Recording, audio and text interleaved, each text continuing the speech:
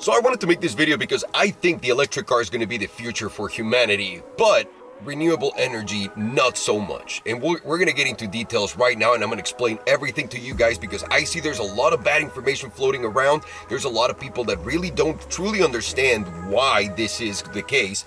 And I just want to explain it for everyone so that we all understand it and are on the same page. So let's start by the car. Years ago, I bought myself a Porsche GT3 RS 4.0, the 997 car. And it was awesome. I mean, naturally aspirated, sounded great, made the best noise, it drive amazingly. And then after that, I was lucky enough to get a 918, which is the Porsche hybrid, the hypercar that they had. And I liked it so much that I ended up spending an extra $1 million to get a second 918 that was a crazy spec because I liked the car so much. There was such a big gap in difference between that GT3 RS that I was telling you about to the 918, and I remember thinking to myself, wow, the future is really going to be these hybrid cars. You get the combustion engine push at the end, but immediately you're going to get that instant torque from the electric car, and it was incredible. It was honestly one of the best, and still until today, one of the best cars I've ever driven in my life. But then I bought myself a Tesla Model X, and that changed everything for me. That's when I realized, my God, if the 918 felt light years ahead of the GT3, this Tesla Model X really feels way ahead of the 918. I mean, you get instant torque, you get OTA updates, which is over the air. That means you can have your car sitting in your garage and it's going to update all of the software itself. And it's the first time really we've had cars becoming better as they get older. We've never seen that before. That evolution just started right now, and it was something that really impressed me. That, coupled with the fact that batteries would last 500,000 miles, whereas no other engine or drivetrain would last that long. The hybrid ones had like their little kinks, you know, with the batteries, but a fully electric car just felt like the finished product. I remember getting in the three cars and saying, wow, this is the old car, this is the modern new car with the 918, and then the Tesla feels like the finished product. I'm not saying they compare in any way, shape, or form as performance goes or anything like that. I'm just saying as a product as a whole, the Tesla felt complete. And I think right now, the battery-powered cars are going to be the best thing that we have for the future. As long as, and yes, we're able to recycle the batteries 100% in the near future, because that is the only thing that pollutes. And a lot of people are going to say, well, there's still a lot of CO2 emissions whenever you're making one of these cars. And the problem with that is that the rest of the world is powered by regular energy sources like coal, oil, I mean, you name them. There's so many bad ones and so many great ones that we think are amazing, like renewable energies. That's something that people can't stop talking about right now, and everybody thinks that is the best way to generate energy and basically to use it in everything. But I'm here to tell you that we're completely wrong, because I've been doing some research and I came across a few documents and videos that said that, oh boy, we were wrong.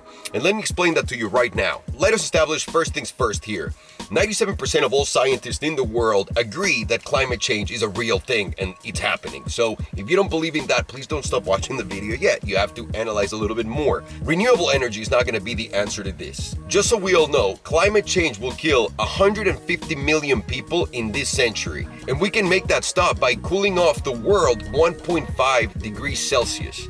That means we can stop that just by cooling the earth just a little bit. We're going to save the lives of 150 million people. And how are we going to do this? Renewable energy is not going to be the answer. Let me give you an example right now of a country that's using renewable energy and all of the good and all of the bad that comes with it. Germany right now, between 40 to 50% of their power comes from renewable sources, whether it's wind or solar. I'm going to start with wind. Everybody thinks windmills and wind turbines are amazing for the environment. Obviously, when they produce them, they're produced by other sources which power themselves with CO2. So in order for this to become a carbon neutral operation on each windmill, 5 months of each operation have to go through so that it pays off its debt in CO2 basically. But as we all know, these take a lot of land and a lot of space to be built, and they're very expensive to build.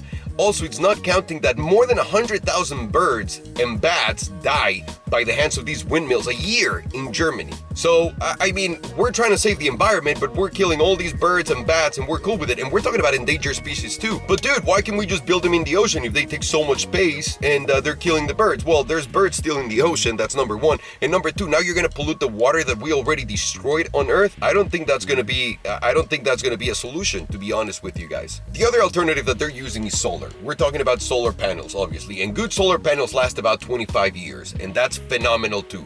But sadly, there's a lot of cheaply made solar panels that only last 5 years made in China. And this is terrible because there's a lot of materials in these solar panels that are really bad for the environment. For example, these contain lead, cadmium, and chromium. And this stuff goes immediately into the dirt whenever they break. And that's going to kill a lot of animals, it's going to pollute a lot of water, and kill a lot of people.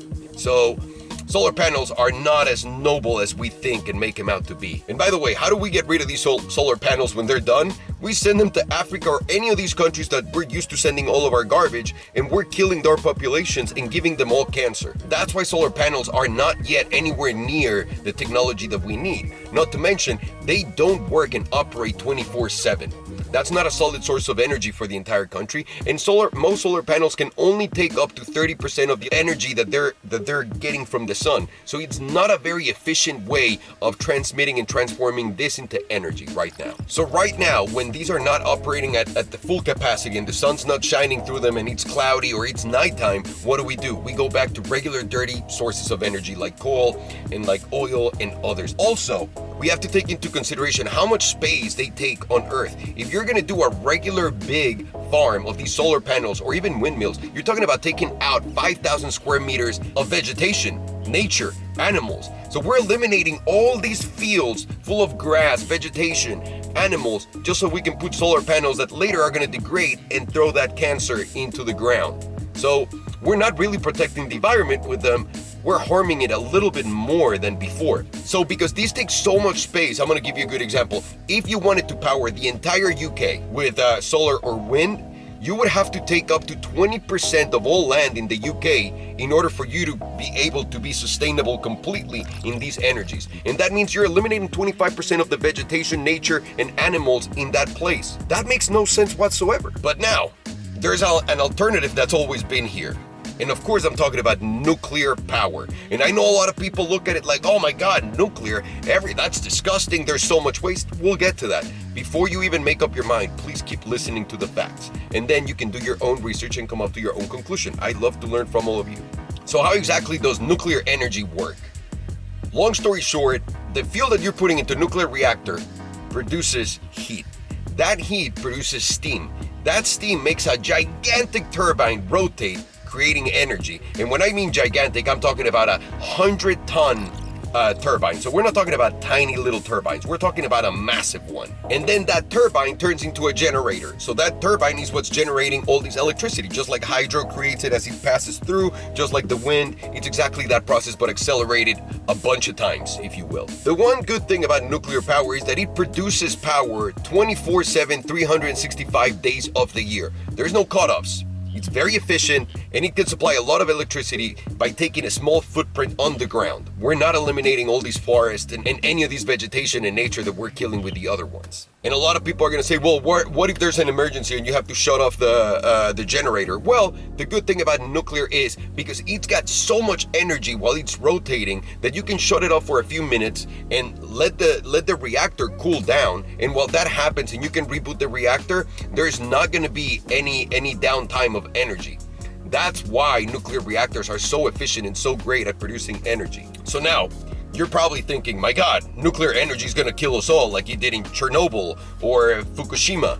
So let's get to the numbers of how many people die from each type of energy that's created and produced. So number one, let's start with coal. Coal kills 100,000 people per petawatt per hour produced. What's a petawatt? A petawatt is 1 quadrillion watts. So you have an idea, it's an insane amount of energy produced like that. So it kills 100,000 people. Oil is killing 36,000 people per petawatt an hour. So that's still pretty bad, 36,000 people. Biomass is killing 24,000 people per petawatt hour, which it's still ridiculous, and it's just biomass. Who would have thought so, right? Natural gas is killing 4,000 people per petawatt an hour. And obviously, all of the pollution that these exchanges of energy create as a residual is also killing other people. That's not being counted into these numbers, just so you know. Now let's jump into renewable ones. Hydro.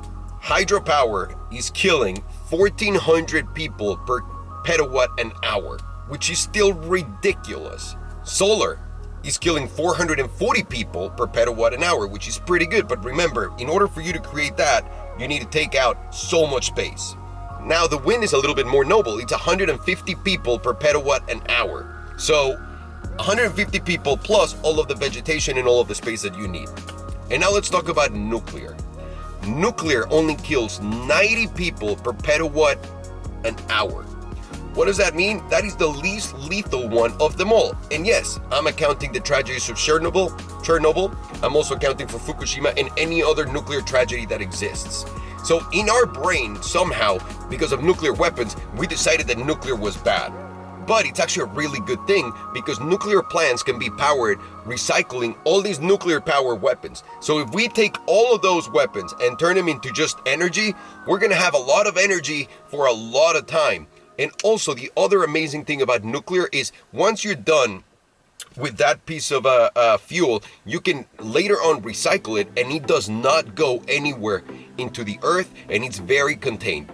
So it doesn't have any second people that it's killing, third people that it's killing because of how it's wasted. Also, nuclear produces zero emission whenever you're using that source of power, and whenever you're ready to waste it, again, it's going to be contained. It's not going to go anywhere else because people have to be very careful with these materials. While mining and all that other good stuff still bad and does produce the CO2, right now we don't need to mine to get all of the energy that we need because we can get it from weapons of mass destruction right now, or we can get it from the 3 football fields that we have in the United States right now that are considered waste, nuclear waste from our power plants. So we just grab those and recycle them to power the future.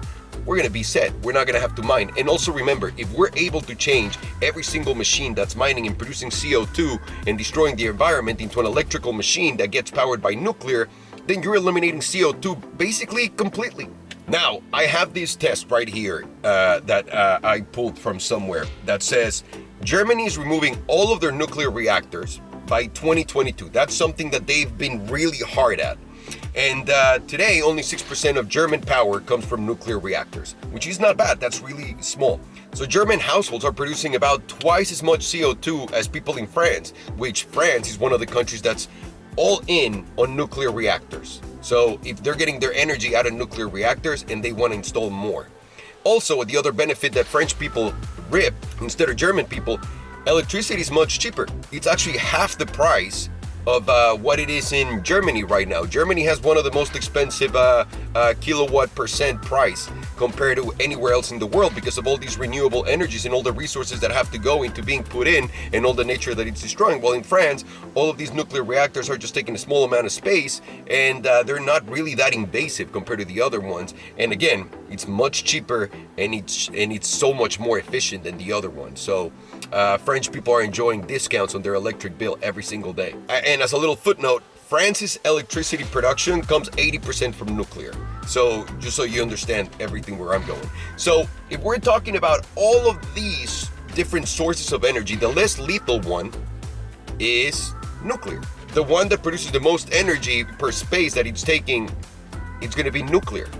So why are we investing in and going in this massive witch hunt to go against nuclear and get rid of it everywhere in the world when we have so much nuclear waste and so many weapons that we can use so that we can power all of our lives, just like these first world countries are doing? Because someone thought that nuclear is bad because of all the disasters that have happened in the past in major cities. Now, Bill Gates came up with an incredible solution for these nuclear plants that completely recycles all of the old waste from old nuclear plants. And if we really get to that point and we really invest in nuclear, we can completely get rid of CO2, or at least to the maximum that we possibly can in the most efficient way. So to me, if you want to power a car, an electric car, and really make it efficient, the people and the machines making this are going to be powered, not the people, by nuclear power.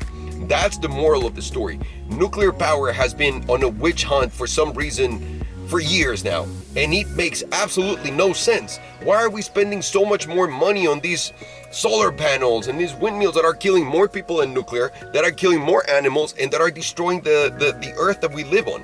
So to me, in the future, the perfect car is going to be that one made by a nuclear power plant backed factory that's going to take care of all production of all these cars. And then the cars are going to be made with absolutely zero waste.